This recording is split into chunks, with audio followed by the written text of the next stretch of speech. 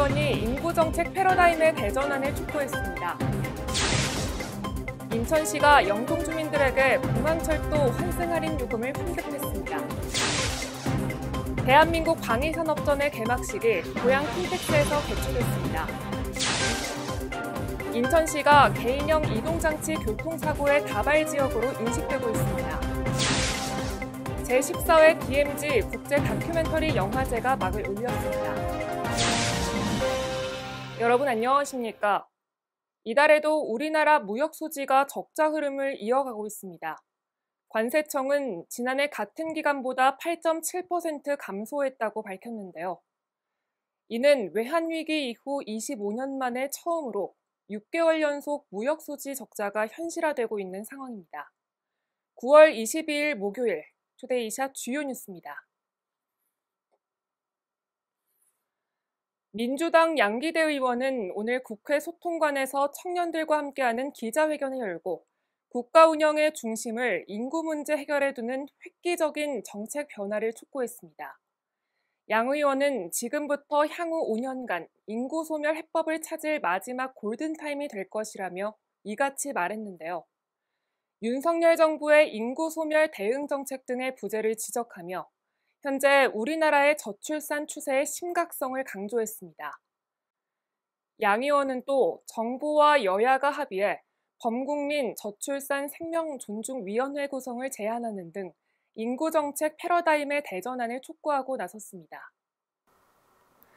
인천시는 지난 7월과 8월 2달간 공항철도를 이용한 영종 주민들에게 환승 할인 요금을 환급했다고 밝혔습니다. 영종 주민 11,271명이 한 사람당 평균 25,000원을 환급받은 것으로 나타났는데요. 공항철도를 이용해 서울역까지 출퇴근한 직장인은 버스 환승을 포함해 약 19만 원을 환급받았습니다. 한편 9월부터 11월까지의 환승 할인 요금은 12월 말쯤에 지급될 예정입니다. 대한민국 방위산업전이 일산 킨텍스 제2전시장에서 열리고 있습니다. 국내 최대 규모 지상무기 전시회인 대한민국 방위산업전은 오는 25일까지 개최되며 무기 체계와 전자장비 체계 등 다양한 전시 품목을 만나볼 수 있습니다. 특히 드론과 개인 비행제 분야에서 독보적인 기술력으로 주목받고 있는 기업 순비도 참가하는데요. 순비는 전시회 기간 동안 세계 50개국 350개의 세계 방위산업 기업들에게 최첨단 기능을 갖춘 드론 등 자사 제품을 홍보하고 있습니다. 인천시가 전동 킥보드 등 개인형 이동장치 교통사고의 다발 지역이라는 오명에서 벗어나지 못하고 있습니다. 최근 3년간 인천 지역 내에서 발생한 개인형 이동장치 교통사고는 모두 106건에 달했는데요. 이는 연평균 약 35건에 해당하는 수치입니다. 지난해 부상자 수가 2019년 이후 2년 만에 무려 3배 넘게 증가한 것으로 나타났습니다. 지난 한 해 동안 발생한 전국 개인형 이동장치 교통사고 1,735건 중 60건은 인천 지역에서 발생한 것으로 인천 지역이 8번째로 가장 많은 건수를 기록했습니다.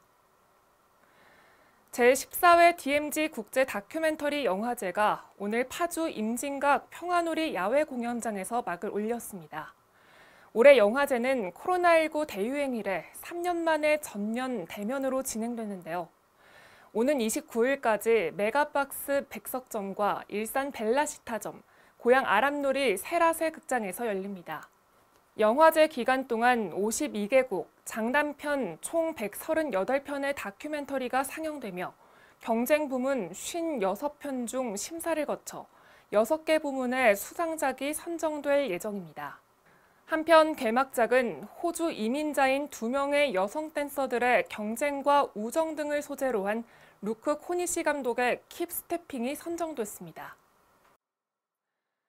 가을 행락철인 9월과 10월엔 교통사고 사망자 수가 급증하는 것으로 나타났습니다.